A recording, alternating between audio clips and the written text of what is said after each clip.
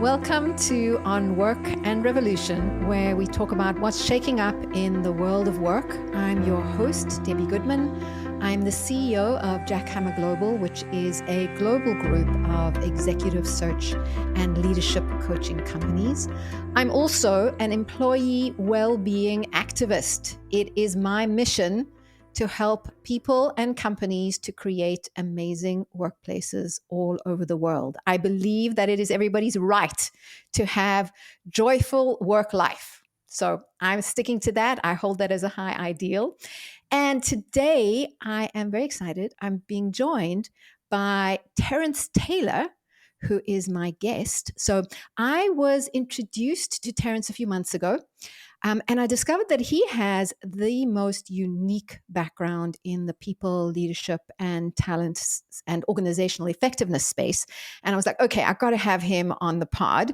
Now, I use the word unique because I have never before encountered someone in the people and leadership space who has worked in one of South Africa's top companies, namely Discovery, which is, for those of you who don't know, it's a large financial services group in South Africa, which is where I'm from, as well as he's also worked in two of the United States' top tech companies, namely Google and Facebook.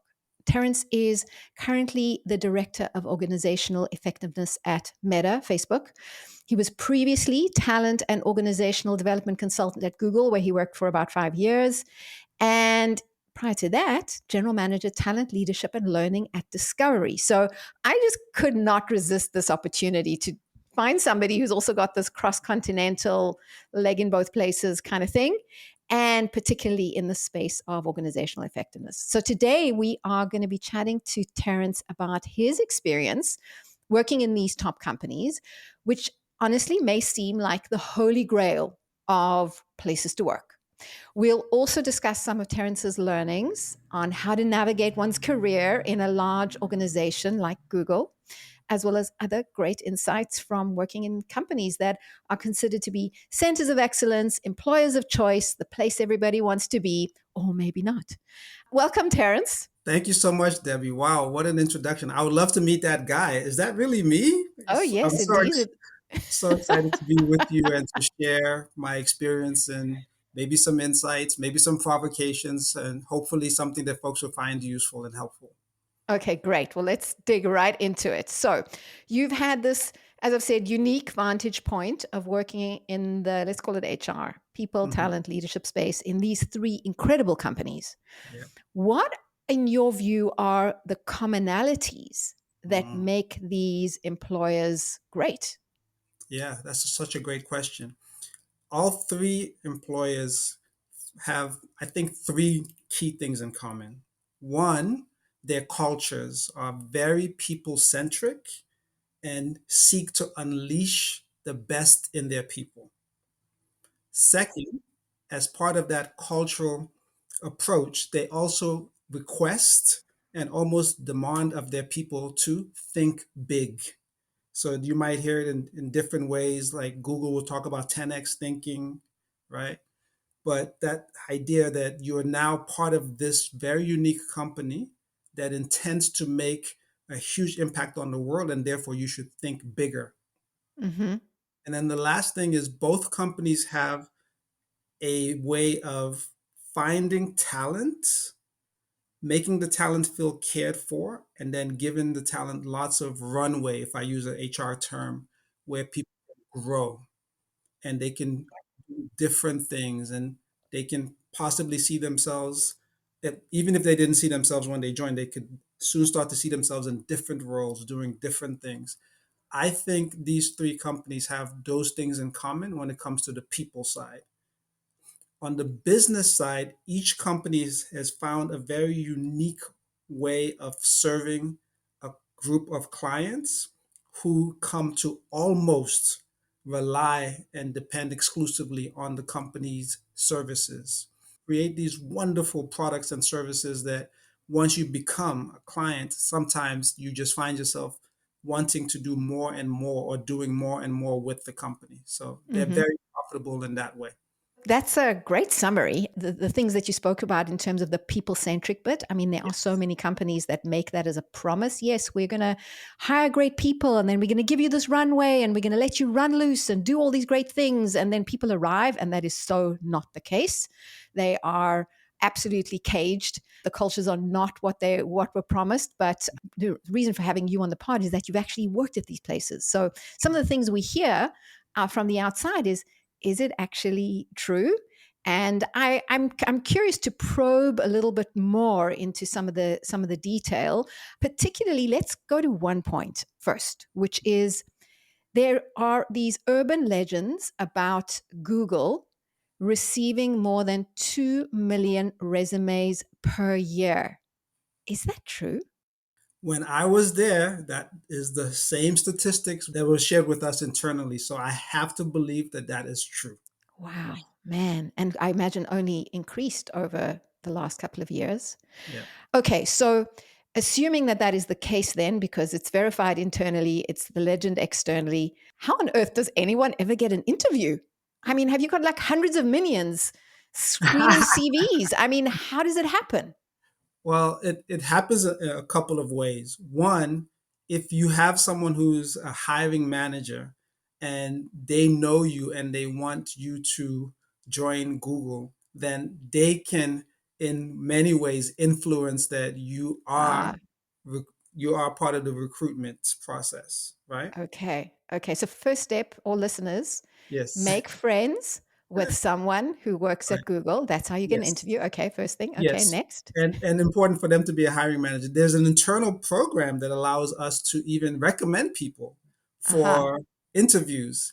And Debbie, I'm very proud to say that in 5.5 years at Google, my record is 0 for 122.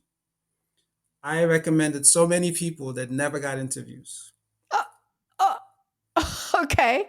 That's why I'm stressing hiring manager. So in my case, Ah. for example, I had met the hiring manager in South Africa while I was at Discovery, and he had come for a visit to look into the executive development space because he wanted to see what was new and trending and different. And I was fortunate that through a mutual friend, Maxine Jaffet, we were able to meet. And he then got a chance to hear about what we were doing at Discovery. He was sufficiently impressed that then he decided that when he had an opportunity, he was going to try to entice me to come to Google and leave Discovery. Hmm. So in my case, I think I was very fortunate, and I just want to be clear with folks. Yes, it's good to know people at Google, but try to know people who can at least get one out of 122 people interviewed. Okay. So your track record sucks. It does. But at least there's a lesson in that. Yes, You're yes, the you were the incorrect influencer. yes. Okay. I had heard some data just in general around how most people in the US in particular get jobs in big corporations is not through the sort of CV sending, ATS resume sending process. It really is through networks and networking. For anybody who thinks that, I mean, we know that job applications going through the ATSs, and nowadays, most particularly with robots doing a lot of the screening itself, it must be just thankless and heartbreaking for candidates out there in the market. So networks are clearly robust and work in this instance. What other key learnings did you gain about Google's talent acquisition or interview process that Mm. you think really should be replicated out there? Google was very clear about the things it was looking for in the successful candidates. And I'm going to share with you the wording at the time. It's since shifted, and I can also talk a bit about why it shifted if that's useful to talk about. It looked for leadership, it looked for expertise, and it looked for cultural fit, which it used to call Googliness, Mm-hmm. right? So you would have interviewers who would be looking for those specific things to be able to make a decision as to whether you should be advanced through the process. So, like, it's a stage gate process. So, first step, you have the interview. If you pass that interview, then you're interviewed by the next set of folks, right? Googliness and culture fit were later changed because there's been a concern when it comes to diversity, equity, and inclusion that perhaps that was somewhat of a negative screen to diversifying Right. the talent pool. I mean, this is very similar to other top corporations. I mean, Mhm, McKinsey does the same thing. Meta does this. I mean, that's pretty standard. Are mhm, people trained to actually do the interviewing well? I mean, what would you recommend? Because, I mean, this mhm. is not rocket science. How did Google get it so right with being able to identify, attract, and then mostly retain some of the best talent in the world? I think in the early stages, right? I came into Google in 2016. The company was already, a teenager by then. But I think in the very early stages, what I've heard is that the founders and especially Larry Page was actually involved in every single interview that was a consequential hire. So it seemed that in and of itself then created this notion that interviewing and finding the right people is really important. And yes, there is training for that. I think by the time that I joined, the training and probably the scrutiny of the training was not as high as I imagined it was in the beginning. By that stage, Google was already 60,000 people, right? But those early days, those early years, recruitment was really difficult. I mean, there are legends, urban legends about Google interviews, right? Yeah. So Yeah. by the time I joined, that had changed, and there was this machine that was very well oiled in terms of how to, well, first of all, like you don't have to really look if 2 million people are applying, right? It's more you have to select. So like the selection process was really well oiled. And so yes, has Google done things that are different to what other top companies do process wise? Not necessarily, but maybe the proof is in the how and in the coming together and the conversations that allow folks to make the right call in terms of bringing people in. Retention reminds me of a story when I worked with the Google AI team, which is run by Jeff Dean. So internally, it's called the Research and Machine Intelligence team. At least it was when I was still there. And we were trying to sell this notion of talent as differentiated investments, meaning that you have to say, like, for example, these are hypos or these are successors, or I'm setting aside this group of people because these are the folks we want to do outsized investments in. And his comment, which has always stayed with me, was everyone here is talent. So, in an organization that at the time I think was at least 3,500, if not 4,500 people, everyone is talent. And if that's the case, differentiated investment is not the way to approach it. It's more of talent engagement and finding opportunities for folks to bring what they can to the organization and impact all the wonderful projects that were going on at the time, some of which we're now seeing as the generative AI wars. Hmm. Right.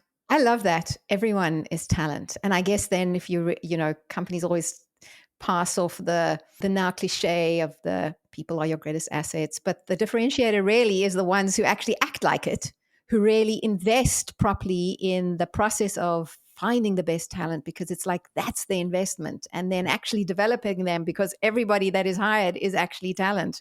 Yeah. So that's a great message. All right. Let's go get into more of a personal note because in our pre-call, you mentioned that at Google, you felt you were somehow not on people's radar for promotion. You Yes. felt like, I don't know if it was your words or mine, being like sort of passed over.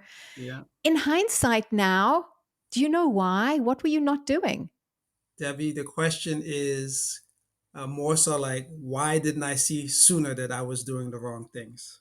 Either Right. way, okay. So here's what's fascinating, and I do hope that your listeners who are ambitious as I am would benefit from this if they're doing the social capital part of work the wrong way. And for those who know that I'm being polite and maybe using like diplomatic language, I'm talking about politics. Aha, one of my favorite topics. Okay, Yes. social So capital, social politics. capital politics. Mm. I showed up at Google playing the game of politics at Google as if I was playing a tennis match. So I showed up with my tennis racket and my tennis ball, but it turns out that the game was actually basketball. And I was wondering why I wasn't getting that little ball into into the hoops as much as everyone else seemed to be doing. What do I mean by that? In any organization that we work, there are social dynamics and there are things that are happening where people are doing things for people that allow them to build social capital. And when you build the right social capital, it actually makes a huge difference in whether you're considered for certain opportunities or not. So this is the hidden part of what is not said or what many of us shy away from saying. Most companies will tell you that yes, we promote based on merit. That was not my experience. Mm-hmm. Promotion is very much tied in, especially in the HR space, tied into, are you part of the kitchen cabinet of the leader? And for those who may not appreciate this term, kitchen cabinet, as I understand it, is a very African term that talks about, in the political space, you have a president and then you have all these ministers.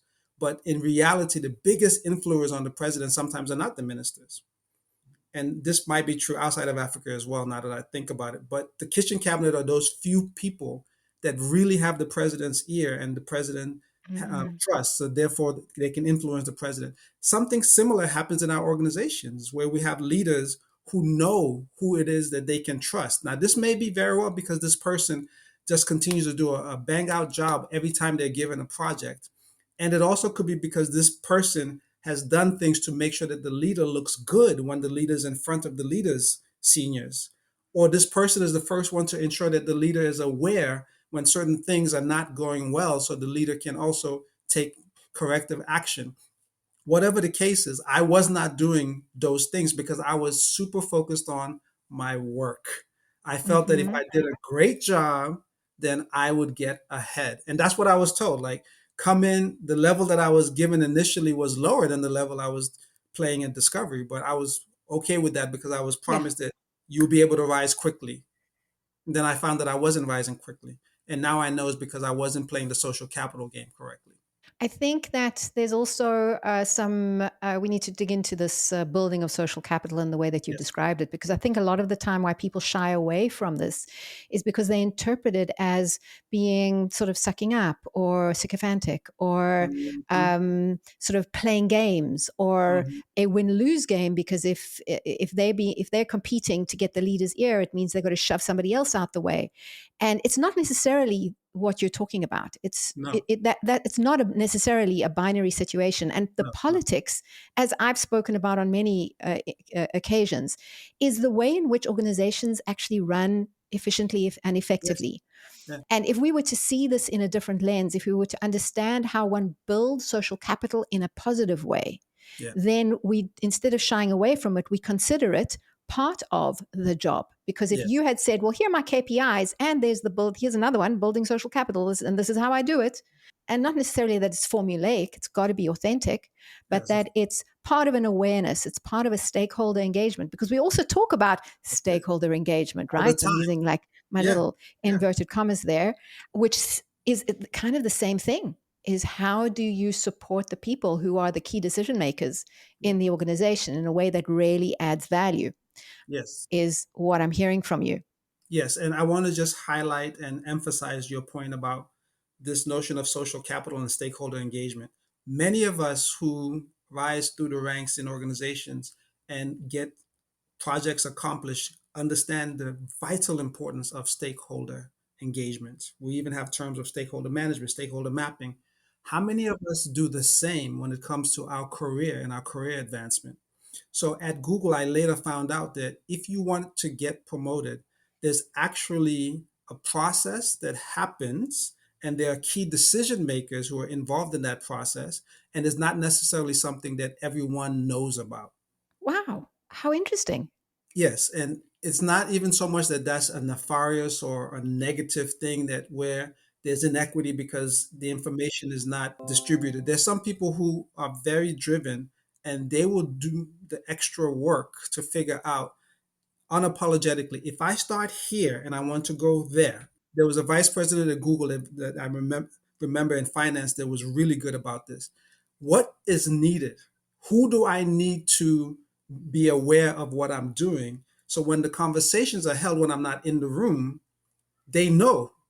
that I have the capability. And then she would make investments in making sure that those people were A, aware of what she was doing, but also B, if there are projects that matter to those people, she would make sure that she played a positive role in that, a constructive role. So stakeholder engagement is absolutely vital when we want to build social capital and also invest in understanding what does it really take to get to the next level. And when you're told just do ABC, go further. Develop Mm-hmm. deeper relationships of trust where people will take you aside and say, actually, in this company, like a VP recently did at an event in Meta, what matters really at this company at the level of director and above is that every performance cycle, your name has to be attached to what's known as a rock.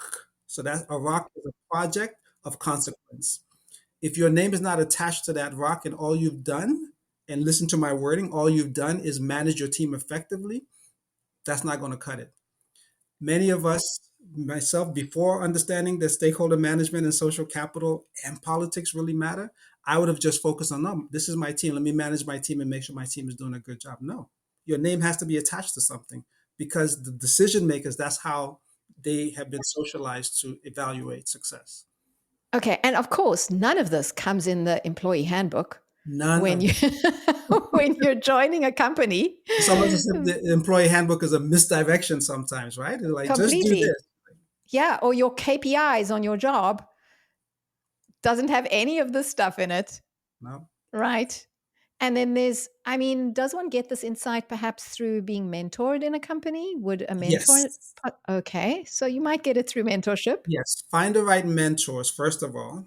Mm-hmm. And how do you do that? Well, I think this again is about intentionality. Get deeply comfortable with being clear with yourself first. Like, what do I want out of this opportunity with this company, Yeah. whatever the company is? What does it take for me to realize what it is I seek from this company? And then here's the part that many of us shy away from: who can help me? And it's not who can help me from a who can I use point of view, but reciprocity. If you really want to build social capital, it's like every good relationship, reciprocity matters. Why do we have lifelong friends?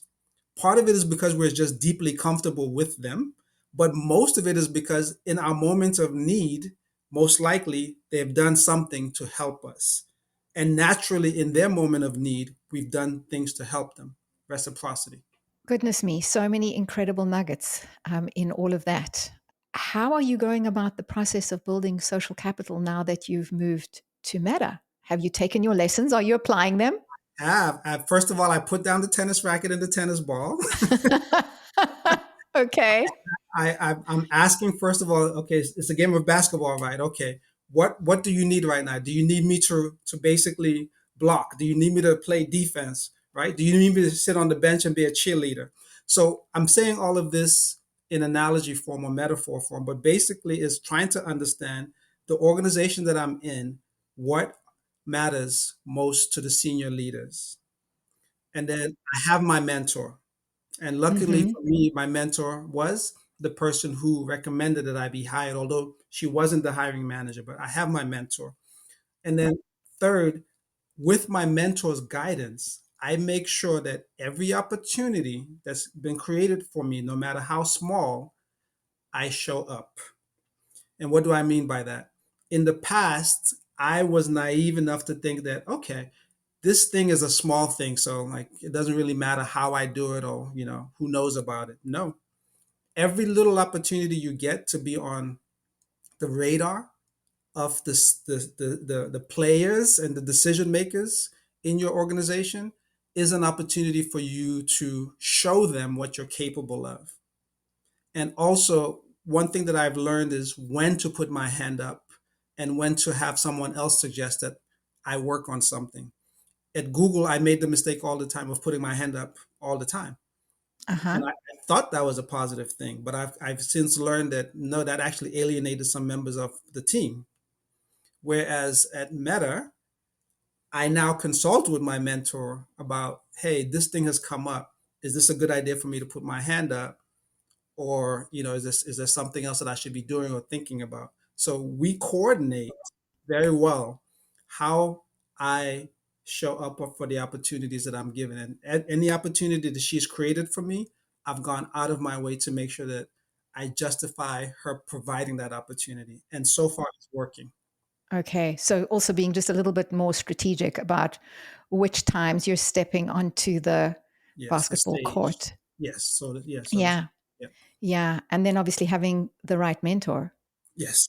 That which kind of can sometimes be a little bit of luck. Yes, let's be honest. So it can be a little bit of luck, and sometimes you have to create your own luck.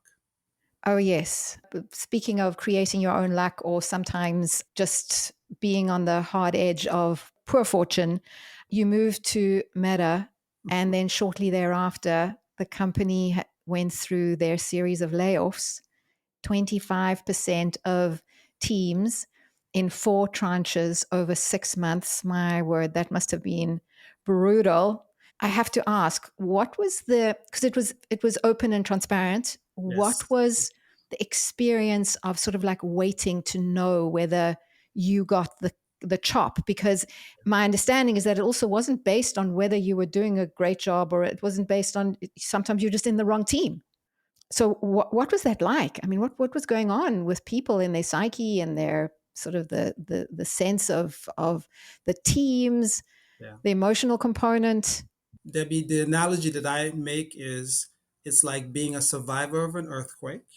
So if we'll go through the timeline, the first earthquake actually happened in November Yeah. last year. And as we looked around, those of us who made it, we thought, okay, that was really scary. And honestly, it was. It shook up many people. I was relatively new to the organization, so it was more perhaps of a slightly upsetting thing. But for some people, it was a deeply destabilizing thing Mm. because the psychological contract that they had with Meta, they felt was broken, right? So once we survived that first earthquake, we thought the ground was safe, but you start to get a bit nervous, and you wondering, like any little movement you feel, you're wondering, is that a tremor? Is that another earthquake?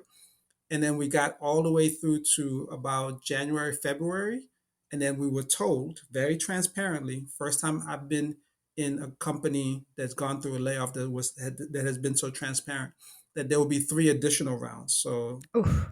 April and May.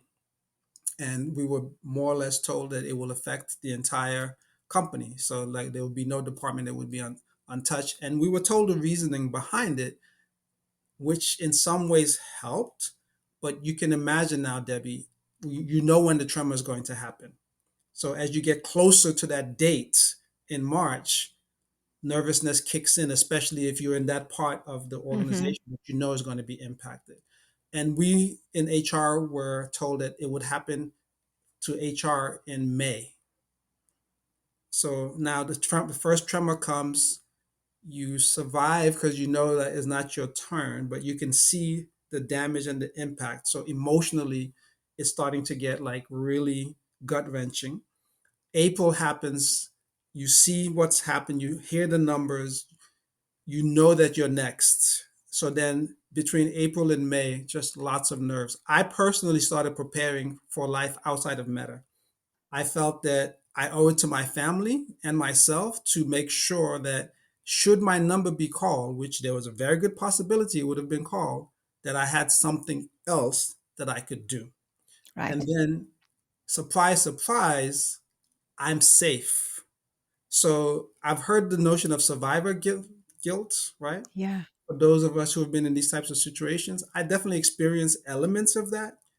Much more, though, was just the devastation of losing every single team member on my team. Wow. Despite the fact that I survived, not one other member of the team that I managed survived. My co lead survived, but no member of her team survived. And then the Wow. two of us now were in a new team, and I was tapped to lead this new team, which in some ways perhaps is going back to building social capital and demonstrating anytime I had the opportunity what I want to contribute, but also what I'm capable of may have paid off. I'm guessing, right? Because I don't know. I was not consulted. Us were consulted. And then the pain of building the team that I have that has just survived this gut wrenching experience of losing so many close colleagues, and then this lack of psychological safety and the difficulty that it a difficulty of knowing, can I trust now that the ground is stable? Right. I know we went through these three things, like, but isn't there going to be another? So Yeah. yeah. Wow. Okay. That's like the survivor's guide to really, really challenging period that is kind of unprecedented in this organization. Yes. Were there any positives to come out of this? I mean, you've spoken about all the hard things. Yeah, for sure. Of course, I'm speaking from my own perspective, and I want to be respectful to members of our organization that are still, I think, struggling with adjusting to all that's happened. I saw many positives almost immediately. First of all, I understood the rationale that was given, and perhaps because I was relatively new, it was easier for me to psychologically take that in as opposed to emotionally take it in. The rationale was that we had gotten to the stage where it wasn't so easy to get things done, and we needed to be more efficient in how we were doing things. Right now, for those of us who have had consultants work with us, you normally know efficiency means job cuts. Right? Yeah. Okay. But in this case, I really did buy into the logic that if the company wanted to remain as responsive and nimble as possible, despite its size, that the levels that we had built, when most people use headcount as a way to solve problems, needed to be unwound. And we needed to be much more focused again on what is the problem we're trying to solve and how else do we solve it outside of just hiring more people. Right. Right. So, having said that, what were the positives that I saw? I think we all have seen it. Meta as a company has now released so many innovative and creative products, including Threads, which surpassed ChatGPT to get to 100 million subscribers the fastest, right? Mm-hmm. And recently at Connect, so many announcements, exciting announcements were made in terms of what we're doing in the hardware space, what's happening in the generative AI space, and even interesting things like we have these AI characters that are being played by different people, like Snoop, right? Snoop Dogg, I heard Dungeon about that Master, this right? week. Yeah. Yeah, so there's so much momentum and energy that the layoffs or post layoffs is being released in the company. And for those of us who care about stock price, I'm one of them. The stock price has done phenomenally well. Right. Which, I don't want to get off track, but I do sometimes ask myself, like, isn't that interesting that when we lay off people, that's when the stock price goes up? But okay. Yeah, so a double-edged sword. Glad to be able to have a summary on the positives that you're seeing out of Yeah, that. yeah. Terrence, your candor, your insights. I mean, I was absolutely right that you have an incredibly unique perspective. Thank you for these great learnings, both personal. Thank you for being vulnerable and sharing what you've learned, and also such great practical tips for people who hear the word social capital and are going like, what the hell does that mean? So I think this has been informative, insightful. What are you most excited about for 2024? Because we're almost there. 2024, I'm most excited for what we can do as a family. So, my family, this is not professional now. My family has been on this journey to have a better understanding of what we want to do and how we want to build intergenerational wealth. And I'm very excited to see the baby steps that we're starting to take become real steps in 2024. Thank you for ending on that wonderful, positive, and personal note. I would love to invite you back again. Yeah. But for now, thank you so much. Thank you, Debbie. Thanks for hanging around all the way to the end. It would mean the world if you would rate and review On Work and Revolution on your favorite listening app. It helps people know that the show is worth listening to, and so I'll really appreciate that. Thank you so much.